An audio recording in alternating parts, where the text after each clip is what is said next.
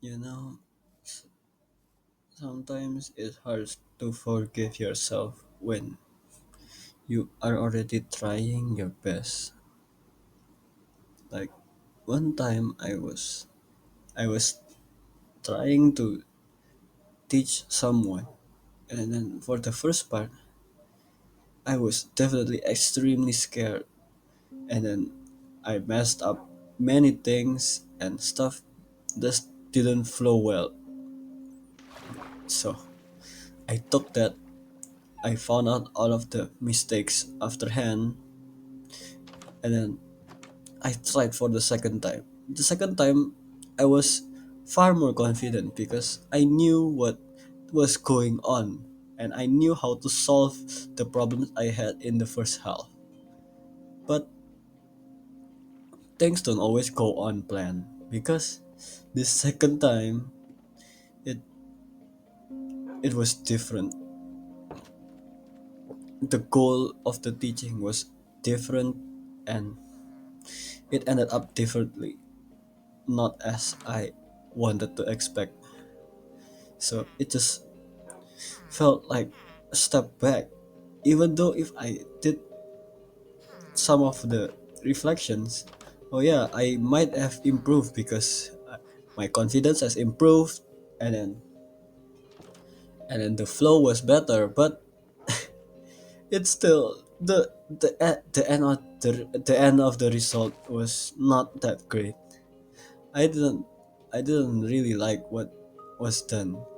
It just felt a bit underwhelming. Like, wait, it's already my second try, yet I was still blundering a bit. Like I couldn't forgive myself.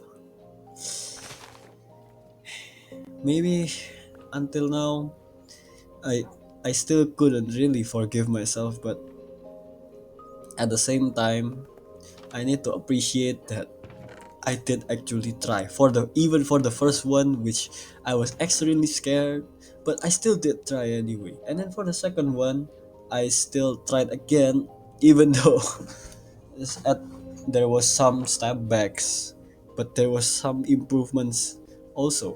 So it's like, okay, I might have been a bit paranoid to try to repeat the first mistake that I couldn't really focus on myself. So I blundered a bit because I was trying to follow what my brain was trying to do. But in the cases of teaching, usually you need to cater to the audience. So that is my mistake. Sometimes when this happens, I need some time for myself, where I just reflect and then see all of the mistakes that I did. Because if I did not reflect, I would not have realized the mistakes. Because at the time, I was thinking that everything was fine. Because I was in the flow state. I was trying to not remember my doubts, my stuff, and I already made a ritual for myself to try to not be scared and such. But sometimes it still is because a process is not always instant.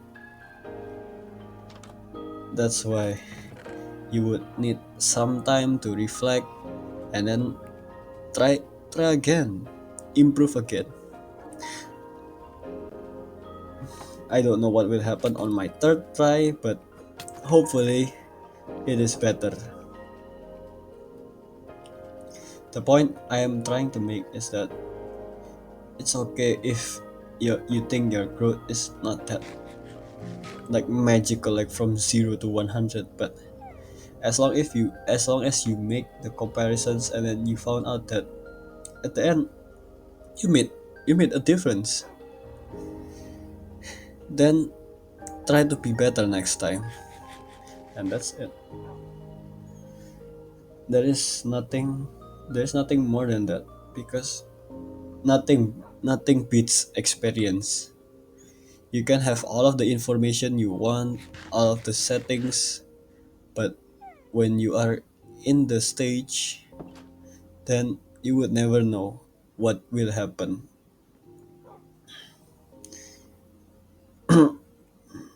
Yeah, so I would also try to not be too perfectionist about when I made the mistakes. That's why I should forgive myself. I know forgiving yourself and reflecting is not not an easy task. Usually I just end up angry at myself, but that's what facing fears are for. When you face your fears, you end up improving somehow because you are trying something new and getting new experiences that you have never tried before. If I'm failing, it means that I still have room to improve. And if I have room to improve, then I can be better next time. Well, that's it that I want to talk today.